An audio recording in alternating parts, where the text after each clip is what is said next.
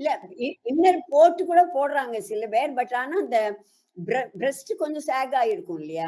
அதான். இல்ல ம். இப்ப அவங்களுக்கு எந்த இடத்துல பஸ்ட் கரெக்ட்டா நிக்குதோ, அந்த இடத்துல நீங்க பஸ்ட் ரவுண்ட் எடுத்துக்கோங்க.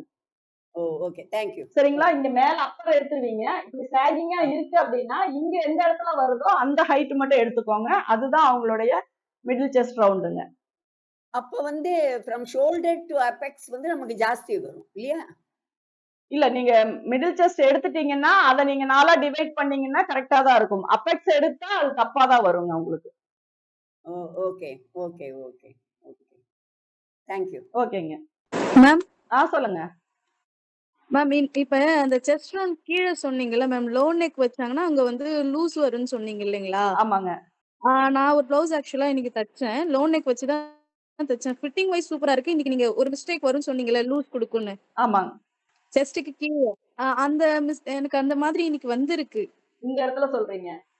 அந்த எஸ், எஸ், எஸ். அந்த இடம் தான் மேம். ஆமா. ஏன்னா இந்த இடம் வந்து இந்த இடத்துல வந்து நம்ம ஒரு ஷேப் குடுத்து இந்த யோக் மட்டும் டைட் பண்ணிட்டோம் அப்படின்னா, இங்க இருக்க லோ நெக் வந்து இங்க டைட் ஆகுங்க. Okay ma'am. சப்போஸ் நம்ம அது ஸ்ட்ரைட்டாவே குடுத்துட்டோம் அப்படின்னா, இங்க ஒரு லூஸ் வரும்போது நமக்கு இங்கேயும் ஃபிட்டிங் கரெக்ட்டா வராது. ஏன்னா அது வந்து பாடியோட அமைப்பு அவங்களுக்கு அந்த மாரி இருக்குங்க. ஏன்னா சடனா எல்லாருக்குமே வந்து இப்படி வி ஷேப்லயே வராதுங்க.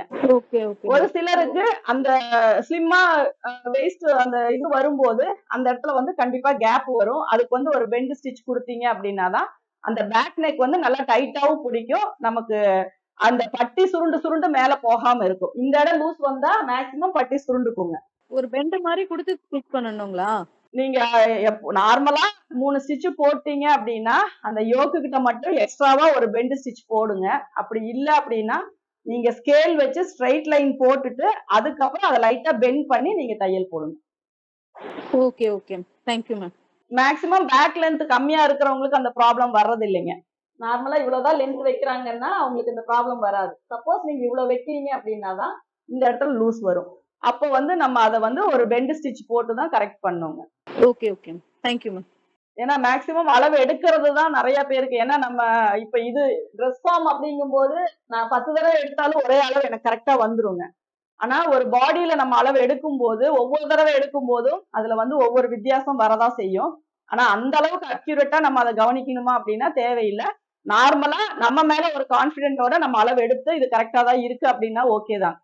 ரொம்ப டைட் பண்ணாம ரொம்ப லூஸ் பண்ணாம நார்மலா எடுத்தீங்க அப்படின்னாவே ஓகே தான். ஒரு 2, 3 பேருக்கு நீங்க புதுசா தைக்கிறவங்களா இருந்தா 2, 3 பேருக்கு நீங்க அளவு எடுக்கணும். எடுத்து எடுத்து பார்த்துட்டே இருந்தீங்க அப்படின்னா தான் அது உங்களுக்கு கரெக்டா வரும்.